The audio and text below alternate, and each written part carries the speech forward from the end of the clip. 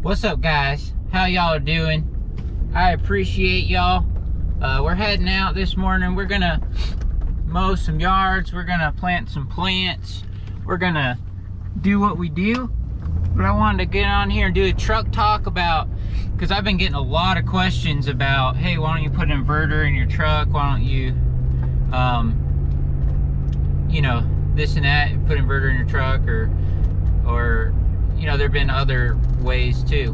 And so I wanted to do a video explaining why I don't have that set up yet, because, you know, literally I've been getting a lot of questions about that one thing. So I thought I'd make a video and just do a truck talk, talking about that. So, as y'all know, I've been kind of moving towards using a lot of electric equipment, and that's been great.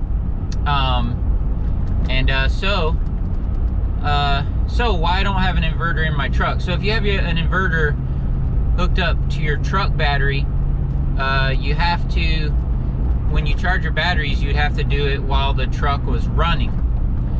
And which, I mean, it's not a, you know, if you drove a lot between yards, that may be actually a good idea. I don't drive that much between, you know, it's like I drive a good bit to get out to the neighborhoods where I'm at, like when I'm leaving home in the morning. It's like a 20-some minute, it's like a 20-minute drive, you know, to go around the lake. But once I'm out there, it's not, you know, you're only talking 5-10 minutes max between lawns. And so charging like that, because you have to do it while the truck is running, because an inverter is going to pull your truck battery down too much if the truck was off. So, you know, because it's not a deep cycle battery in your truck, it's just a regular battery. You can do it while the truck is running, but it's like, you know, are you going to leave your truck sitting there burning gas to do that? You know, my Hemi engine, if I leave it sitting there running, you know, I'll burn some gas in this thing. So that's why I don't have an inverter in my truck. I'm not saying it's a bad idea. I think it's a good idea. But I guess maybe it just doesn't fit for my situation. And another thing, I forgot to tell you guys, but last summer for a couple weeks, I bought an expensive deep cycle battery, like bought it from the Interstate battery stores, a really nice battery, and I got a 1,000-watt inverter. 1,000-watt inverter. It like has a screen on it and everything. It was pretty fancy, you know, pretty nice inverter, and hooked that up to that in my enclosed trailer last year. And but man, for some reason I was only getting, well, I know the reason, I'll explain that in a minute, but I was only getting like 3 or 4 charges, actually more like 3, and it would kill the whole deep cycle battery. And I'm like, this don't make no sense. They can put those huge deep cycle batteries, you know, I have a marina right down by my house, and my father-in-law's big into fishing stuff. They put those batteries on those boats, and they push, you know, trolling motors push those boats around the water, around the lake all day on that battery. So it doesn't make sense that I can only charge my Milwaukee, you know, basically drill battery charger on that only for 3 times. And which still doesn't make sense to me. But I had a friend, the same friend that he has a degree in like electric stuff, and so he broke down for me the like he did the amp hours of the battery goes into kilowatt hours, and then that's how they charge us on our power bill, is in the kilowatt hours. And so it's like around 5 cents or something if you're like, if my big Milwaukee battery was completely dead, to charge it back up. So the power usage is very minimal. So let's say it's already half full or whatever, and you top it off at customer's house, you know, it's really not costing customer really anything in power, you know what I mean? So that's one thing to think about. But anyway, so he helped me when we were figuring this out. So apparently inverters are efficient when they're like above 80% capacity of what they're meant to do. So like, you know, so if I had a 1,000-watt inverter, you know, with my Milwaukee charger, I'm only using like 200 or 300 watts of that 1,000 watts. And so that makes the inverter less efficient. You know what I mean? Apparently, when I'm diving into it. So for max efficiency, you need to be using it 80%. So if someone did the deep cycle battery, because see, last year I was thinking I'll get a deep cycle battery, I'll just charge it up at home, you know, at night times, and then I'll be able to just charge my Milwaukee batteries all day with it just hooked up to that deep cycle battery in the back of my truck or in the trailer or whatever. But it didn't work out like that, unfortunately. And so I tried it for a couple weeks and tried different things, and so I ended up returning the stuff, the inverter and the battery. And so I did not do that. So let me trying to think what else. But so possibly it would work a little better if you got an inverter that was like maybe only 500 watts. Maybe you get one that's an inverter that's only does 500 watts and try to get one that's pretty efficient. But even then, I don't know that you're gonna get that many charges, and it's kind of like, is it worth it to pay pay a couple $100 for a deep cycle battery, pay $100 for an inverter or whatever, so you're talking $300. You know, it's kind of almost like at that point, maybe just have, 6-7 batteries for your Milwaukee, and then, charge maybe at 1 or 2 customers' house during the day, and maybe that's it. Maybe that's called it good, and then charge the rest of them up at your house when you get there. Maybe that is really, the best way to go. So that's why I'm kind of back to, maybe I'll just buy a few more batteries, because it's like, if I'm going to spend money to like set up this system, what if I just bought enough batteries that I can basically last through the day, and if I charge at a couple customers' house, it'd be good. I mean, I kind of don't like charging at customers' house. Yeah, I know we've talked about that. Like, I don't know, it's just something about it. Even though they don't mind, even though I've talked to some of them about it, they don't care about it. I don't know, I guess I just don't like having to go up there before you start the lawn and plug it in and stuff. Usually, maybe if you're about to start mowing, if you're gonna mow first, you can take it with you on the mower, plug it in, do that. I mean, I've been doing that, and it works good. Maybe I just need to get over that. I don't know, I would like to have like a self-sustaining charging system. So I'm still open to options, you know what I mean? I'm open to options. I even talked to someone about the solar panel idea, but the problem is like you'd have to have a huge solar panel in order for it to put in enough power to be able to run the rapid chargers, like, because just a little bit of power that comes from, according to who I talked to. So I don't know if that'll work. Still, I mean, I wonder if it's a possibility. Like, in my mind, I think, what if I could have like a big solar panel all on the back, on that bed cover on my truck, on that new bed cover I got? What if you could like mount up solar panels on there and then have that run to your charger? I don't know. Another option is another option that my friend that has electric degree, he was looking it up, because see, him and his dad actually have a company where they fix these boilers and stuff for hospitals and stuff, and so they're very well versed in like Milwaukee and all that stuff. And so he looked it up for me. He said, I think they actually, because Milwaukee is an 18-volt platform. He's like, I think that they have one that charges on 12 volt. He looked it up, and they do have a charger. So basically, you have to have that inverter to like convert from the 18 volts to 12 volts, because the battery is 12 volts.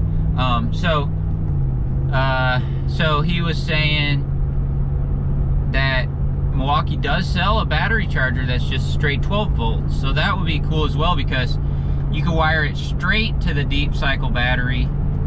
You can wire it straight to the deep cycle battery and not even have to use an inverter, so it might make it a little more efficient.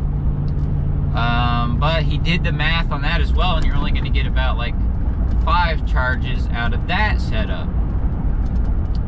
So that's kind of unfortunate as well, but that would be a cool idea.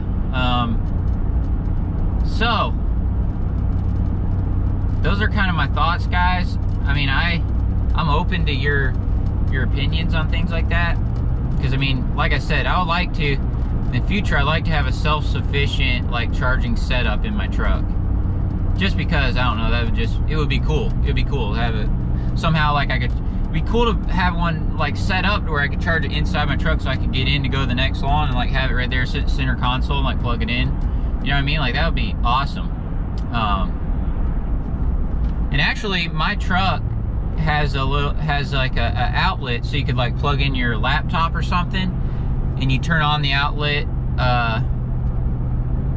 but again, the truck has to be running and all that, and I don't know that inverter's quite, it's only meant for 150 watts, so that's not really strong enough to really run the battery charger. But that kind of a thing, like I would like to have a self-sustaining charging setup in my truck. That would be awesome. That would be really awesome. I don't know exactly how I'm going to do that yet, but that would be something I would like to do. So for now, you know, for now I think the best way maybe for me is just to have enough batteries to where I can basically just go through the day without having to worry about it. And you know, even if I have 6-7 batteries, you know, as you guys know, like not everything's perfect, not everything's perfectly even, so there might be some yards where the grass is wet and it's clumpy, and so I end up using a bit more battery power. And so, you know what I mean? So I think maybe have plenty of batteries, and that's why I think maybe have plenty of batteries and have a charger in your truck. That way, worst case scenario, you could charge at a couple customers' houses, and you know, and then you'd be good, even if you have a bunch of batteries, or if you have like 10 batteries or something, that'd be good. But see, I don't know if I want to have that many batteries to keep up with, because it's gonna be hard to get them all charged. At nighttime, there's just a million batteries to keep up with. Like, you know, I don't know, might be too many batteries, you know, so I don't know if I really want that many batteries, you know what I mean? So right now, y'all stay tuned, because I got some stuff coming in the mail and stuff, but you know, to add to my electric collection. But right now, you know, I have 4 batteries total, and one of them is a little 5 amp hour one. You know, it's basically like a drill battery, and I run that on the Sawzall, Milwaukee Sawzall, that I use for like cutting up the limbs and stuff. And that does work on the power equipment, but the high drain, so like the blower drains the most of any of the power equipment, and if you run that battery on the blower, that battery gets hot pretty quick. So I don't know that it's real good for that battery, because it's not like a high output battery. So it's almost kind of like I don't consider that part of my collection as far as the big equipment. So basically I have the 3 batteries. I got the 8 amp hour, 9 amp hour, and I have one 12 amp hour. But again, I got some other stuff on order. And batteries are getting more and more expensive and harder to come by. I don't know if more people are switching over to electric or what, but I don't know. I don't know what the deal is with it, but like the price, you know, eBay, like everything, like prices are going up. I guess maybe it's just how things are going up in general, so it's a bummer. But anyway, so those are kind of my thoughts on that. That's why I don't have an inverter in my truck. I'm not against it, think it might be a good idea. I'm open to ideas, and like I said, eventually I would like to get a self-sustaining charging setup in my truck, just because I think that'd be awesome. Just got to figure out exactly how I'm going to do it so that it will work for me all day. One last option that I thought of is, like, what if I bought, you know, at home I have an inverter generator. It's a 2,000 watt inverter generator. It's real quiet. It's an awesome little generator. It's not too big, you know, but I mean, you only need like 2 to 300 watts, you know, depending on how full your battery is or whatever, to run that little charger, the Milwaukee charger. So I also thought about, what if I got, but I mean, it's still pretty big, you know, inverter generator. So it's like, what if I bought a 1,000 watt inverter generator? Because the inverter generators are really quiet. So like, I get one that's even smaller than the one I have at home, and like put that in the back of my truck, and you have to like start it up and like let it run during the day. But they're real good on gas, like the inverter ones, and you know, so I could get like I said, even even a smaller inverter generator and run and do that setup. That way I would have like charging with me. But again, then I'm like, well, that's kind of, in my mind, I'm like, man, that's kind of dumb, because like, so I'm gonna run an engine and put gas in there and stuff. So I'm gonna run an engine so I don't have to run an engine. You know what I mean? Like that doesn't really make sense to me in my mind. But I guess that is technically could be an option still. I don't know. Like I said, I tried that in the enclosed trailer because I have the generator, so I ran that for a couple days like that too, and it wasn't bad. It wasn't bad. I guess the only downside in the enclosed trailer with the generator running there, even though I leave the doors open, you know, you're still generating a lot of heat inside the enclosed trailer.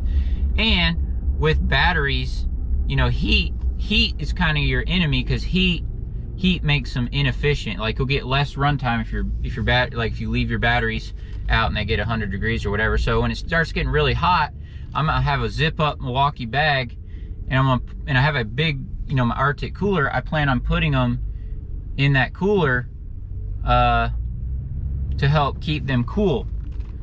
You know, and because I just run like a ice pack in there, like you take it inside, freeze it, so there's no like water or anything, no like, you know, actual ice.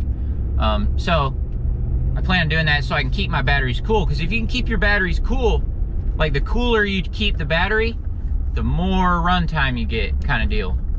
And so if I keep it cool, man, those things will last.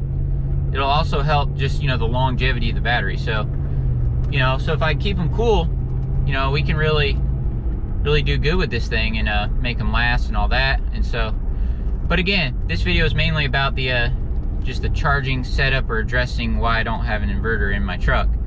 And so, like I said, not against it. I actually think it's cool. I think it would be a really cool setup. And like I said, once I get out to these neighborhoods, I don't drive very much in between. You know, the neighborhoods are kind of big, so I do drive around inside the neighborhoods, yard to yard, but I'm not, you know, I'm not driving really long enough to charge up the battery, because even that rapid charger, let's say you got it down to halfway, it still take you like, you know, maybe 30-40 minutes to charge it up. And so it works out perfect plugging it in at customer's house, because what I do is I just plug it in before I start the lawn, and then I start mowing and use a different battery and do that, you know, do the whole lawn, and it's done. You know, it's charged up again by then. So, but like I said 100 times, I would like to have like a self-sustaining charging setup, just because, I don't know, it's just something about it. I would feel cooler about that. I feel better about that. Not that I feel better, I don't know. I like to have it like inside my truck, recharging by itself, self-sustained setup. You guys know what I'm saying. That's what I want long term. I'm still trying to figure it out, but for now, maybe buy a lot of batteries, and I still need to buy a couple more, even though I may have ordered a couple, but I need to buy a couple more, and I'll plug in at some a couple customers' houses throughout the day. I don't know. That does work. That's working for now. So anyway, thank you guys for watching. And this is electric talk. There's gonna be a lot more content talking about this electric stuff, because man, next couple years is gonna be taking over. I'm telling you guys. I really enjoy my walk. You can listen to the birds while you're weed eating. Like, it's great. And if you want to listen to music or anything, it's also nice, because you don't have to have it nearly as loud. You know, it's a lot more peaceful. You can really enjoy your audiobook or whatever you're listening to. It's better. So, and good for customers too, because they don't hear that blasting, you know, out there. What? You know. So anyway, that's it.